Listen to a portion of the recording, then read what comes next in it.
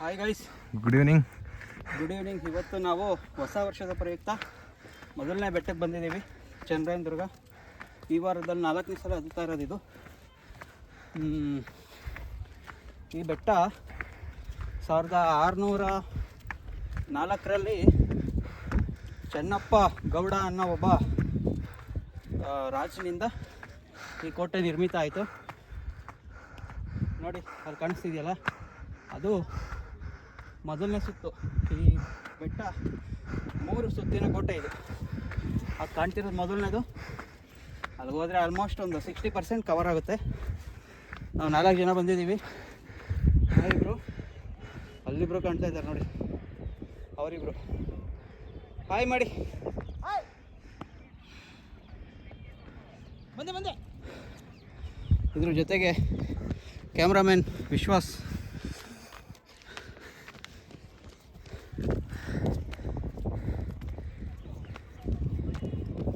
Doctor Vishnuvardhan ಮತ್ತು Bharati ನಟಿಸಿರುವ super hit ಚಲನಚಿತ್ರ ಬಂಗಾರದ ಜಿಂಕೆ.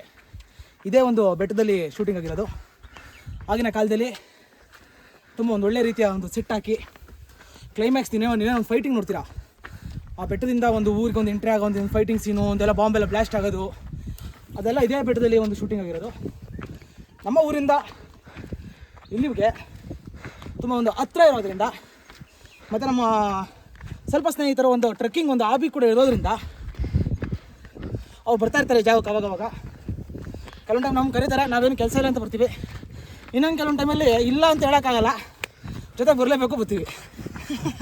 ಅಣ್ಣ ಅಂದದಕ್ಕೆ ನಾವು ಸ್ವಲ್ಪ ಸ್ಲೋ ಬಟ್ ಪಿಕಪ್ ಆಗ್ತಾಯಿದೆ. ಅಲ್ಲೇ ತೆಗ್ದಿದ್ದು ನೋಡಿ, ಇಲ್ಲೇ ಅದೆಲ್ಲ ಒಂದು ಪ್ರಾಪರ್ ಶೂಟಿಂಗ್ ಆಗಿರೋದು. ಹೆಂಗಿದೆ ನೋಡಿ, ಎಷ್ಟು ದೊಡ್ಡ ಕಲ್ಲುಗಳು. ತುಂಬ ನಿಮ್ಮೊಂದು ನೋಡಿದ್ರೆ ಒಂದು ವಿಜುವಲೈಸೇಷನ್ಗೆ ಒಂದು ಅದ್ಭುತವಾದ ಕೆರೆ ಇದೆ. ನಾವು ಕೇಳ್ಪಟ್ಟಿದ್ದು ಇತ್ತೀಚೆಗೆ ಏನೊಂದಿಗೆಲ್ಲ ಒಂದು ಫೋಟೋಶೂಟು, ಈ ಮದುವೆ ವಿಚಾರಗಳಲ್ಲಿ ಏನೊಂದು ಕಪಲ್ಸ್ ಹುಡುಗ ಹುಡುಗಿದೇನೊಂದು ಫ್ಯಾಷನ್ ಮತ್ತು ಸ್ಟೈಲಿಶ್ ಇದೆ. ಈ ಒಂದು ಟ್ರೆಂಡಿಂಗ್ ಪ್ರಕಾರ ಅವರು ಈ ಕೆರೆ ಹತ್ರ ಬಂದ್ಬಿಟ್ಟೆಲ್ಲ ಫೋಟೋಶೂಟ್ ಎಲ್ಲ ಮಾಡಿಸ್ಕೊತಿದ್ದಾರೆ ಅಂತ ಕೇಳ್ಪಟ್ವಿ. ಎಲ್ಲ ಒಳ್ಳೊಳ್ಳೆ ಫೋಟೋಸ್ ಬರುತ್ತಂತೆ.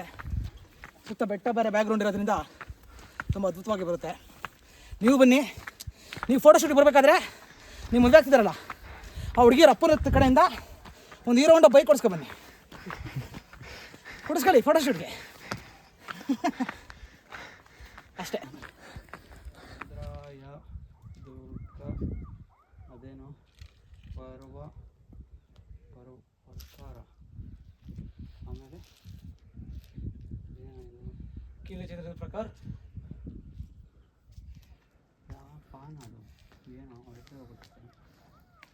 ತುಂಬ ಶಾಸನ ಒಂದು ಓದೋಕ್ಕೆ ತುಂಬ ಕಷ್ಟ ಆಗ್ತಾ ಇದೆ. ಯಾಕೆಂದರೆ ಸಂಸ್ಕೃತದಲ್ಲಿ ಕೂಡ ಇರೋದ್ರಿಂದ, ಮತ್ತು ವಿರೂಪಾಕ್ಷರು ಆ್ಯಕ್ಚುಲಿ ಅವ್ರಿಗೆ ಸಂಸ್ಕೃತ ಸ್ವಲ್ಪ ಟಚ್ ಇದೆ ಅಂತ ಹೇಳ್ಬೋದು. ಕಾರಣ ಯಾವ ಥರ ಅಂತ ನೀವು ಕೇಳಿದ್ರೆ, ಅವರು ಒಂದು SSLCಯಲ್ಲಿ ನಾವೆಲ್ಲ ಒಂದು ಕನ್ನಡ ಒಂದು ಪ್ರಥಮ ಭಾಷೆಯಾಗಿ ತೊಗೊಂಡ್ರೆ, ಅವರು ಸಂಸ್ಕೃತನ ಒಂದು ಪ್ರಥಮ ಭಾಷೆಯಾಗಿ ತೊಗೊಂಡಿದ್ರು. ಆದ್ದರಿಂದ ಅವರು ಸ್ವಲ್ಪ ಅದೊಂದು ಸ್ವಲ್ಪ ಕನೆಕ್ಷನ್ ಇದೆ, ಓದೋ ಪ್ರಯತ್ನ ಪಟ್ಟರು. ತುಂಬ ಒಂದು ಅಕ್ಷರಗಳೆಲ್ಲ ಒಂದು ಪ್ರಾಪರಾಗಿ ಒಂದು ವಿಸಿಬಲ್ ಇಲ್ಲದೆ ಇರೋದ್ರಿಂದ, ಸೊ ಆ ಒಂದು ಸಂಸ್ಕೃತ ಪದಗಳನ್ನು ಓದೋಕ್ಕಾಗಲಿಲ್ಲ. ಹೊಸದಾಗಿದೆಲ್ಲ ಕನ್ಸ್ಟ್ರಕ್ಷನ್ ಆಗಿದೆ ಅನ್ಸುತ್ತೆ ಅಲ್ವಾ ವಿರೂಪಾಕ್ಷ? ಇದು ಫುಲ್ಲು ಹೊಸದಾಗಿ ಆಗಿರೋದು. ಇದೊಂದು ಕೋಟೆ ಅಂದ್ರೆ ಮೊದಲನೇ ಬಾಗಿಲು ಅನ್ಸುತ್ತೆ. ಇದು ಕೋಟೆ ಮೊದಲನೇ ಬಾಗಿಲು. ಇದೆಷ್ಟು ಟೋಟಲ್ 3 ಸುತ್ತಿನ ಕೋಟೆ. 3 ಸುತ್ತು. ಈಗ ಮೊದಲನೇ ಸುತ್ತು ಇವಾಗ ಒಳಗೆ ಹೋಗ್ತಾ ಇದೀವಿ. ಮೊದಲನೇ ಸುತ್ತಿಂದ ಇದು ರೀಸೆಂಟ್ ಆಗಿ 1 ವರ್ಷನೂ ಆಗಿಲ್ಲ ಇದು ಕಟ್ಟಿ. ಇದೆಲ್ಲ ಹಾಳಾಗ್ಬಿಟ್ಟಿತ್ತು. ಪ್ರವಾಸಿಗರು ಒಂದು ಲೋಕಲ್ ಏಟ್ಸ್ ಯಾವಾಗ ಒಂದು ಬೆಟ್ಟಕ್ಕೆ ಒಂದು ಆಸಕ್ತಿ ಉಂಡು, ಒಂದು ಯಾವಾಗ ಒಂದು ಆಕರ್ಷಣೆಗೊಂಡು ಈ ಬೆಟ್ಟ ಎಲ್ಲ ಬರೋಕ್ಕೆ ಸ್ಟಾರ್ಟ್ ಮಾಡಿದ್ರು, ಪ್ರವಾಸಿಗರ ಒಂದು ತಂಗುದಾಣ ಆಯಿತು. ಅದಾದ ನಂತರ ಒಂದು ಸ್ಥಳೀಯರು ಮತ್ತು ಇದೆಲ್ಲ ಒಂದು ಅಭಿವೃದ್ಧಿ ಅಧಿಕಾರಿಗಳು ಈ ಬೆಟ್ಟನ ಇದೆಲ್ಲ ಒಂದು ಮೊದಲನೇ ಸುತ್ತಿನ ಅಂದರೆ ಮೊದಲನೇ ಪ್ರವೇಶದಾರ, ಇದು ಮೊದಲನೇ ಬಾಗಿಲು ಪ್ರವೇಶದಾರ.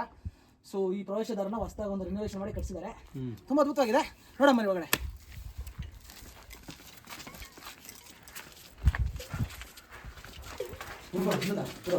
ಫಸ್ಟು ಸಕ್ಕರೆ ಪ್ರಾಪರ್ ಇದೆ. ಒಂಥರ ಜಿಗ್ಜಾಗ್ ಹಾವಿನ ರೀತಿಯಲ್ಲಿ ಒಂದು ಕೋಟೆ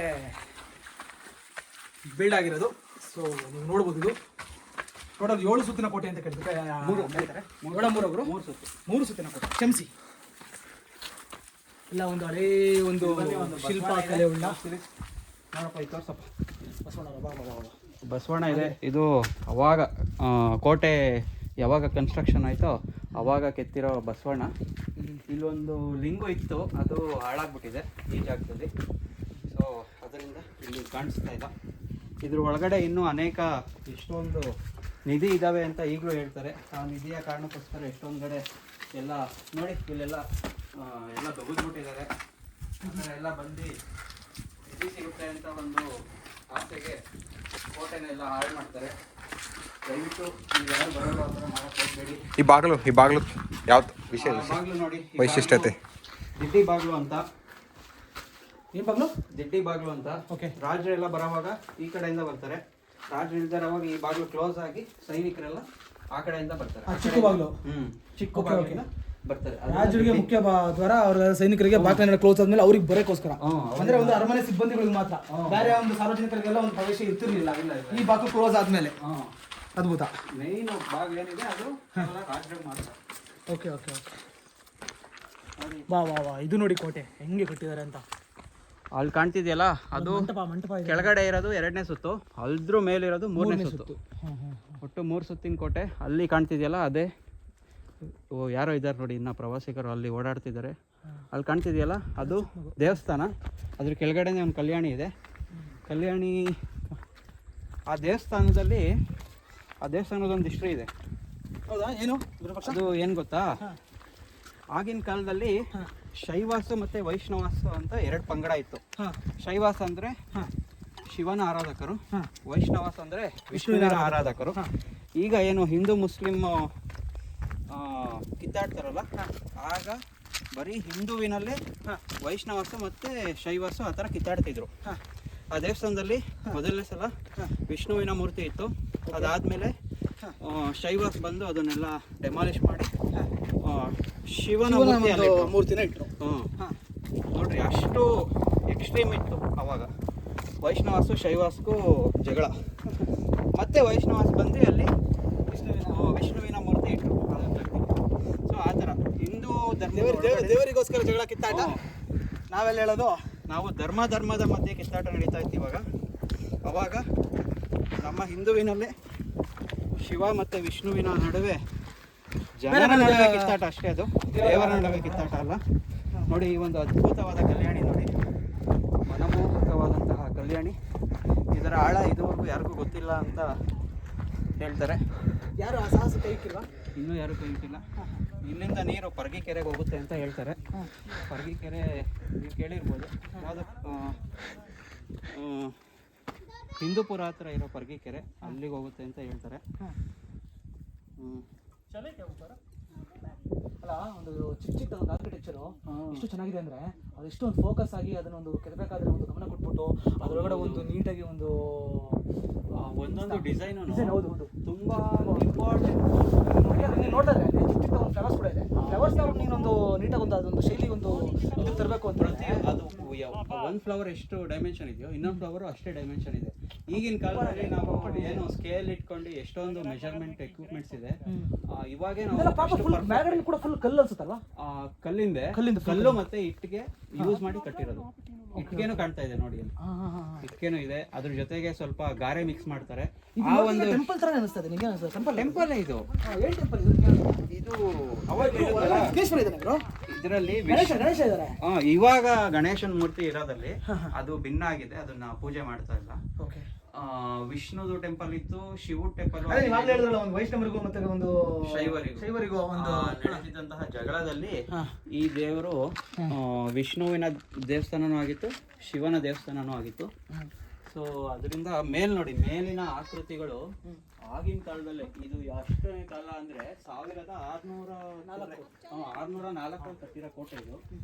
ಆ ಟೈಮಲ್ಲೇ ಅಷ್ಟು ಮೈನ್ಯೂಟ್ ಕವರ್ ಮಾಡಿ ಅಷ್ಟು ಪರ್ಫೆಕ್ಟ್ ಆಗಿ ಡಿಸೈನ್ ಮಾಡಿ ಕಟ್ಟಿದ್ದಾರೆ ನೋಡಿ. ಈಗಿನ ಕಾಲದಲ್ಲೂ ಆ ಥರ ಕಟ್ಟಕ್ಕಾಗಲ್ಲ. ಇದನ್ನ ನಾವು ಉಳಿಸ್ಕೊಂಡು ಹೋಗ್ಬೇಕಾಗಿರೋದು ನಮ್ಮ ಜವಾಬ್ದಾರಿ. ದಯವಿಟ್ಟು ಯಾರು ಬಂದು ಹಾಳು ಮಾಡಬೇಡಿ ಅಂತ ಕೇಳ್ಕೊಂತೀವಿ. ಈಗ ಯಾವುದೇ ಕಾರಣಕ್ಕೂ ವೈಷ್ಣವರು ಮತ್ತು ಶೈವರು ಬಂದ್ಬಿಟ್ಟು ಶಿವನ್ನ ವೈಷ್ಣವನ್ನ ಇಡಬೇಕು ಅಂತ ಅಂದ್ಬಿಟ್ರೆ ದೇವರೆಲ್ಲ ಒಂದೇ.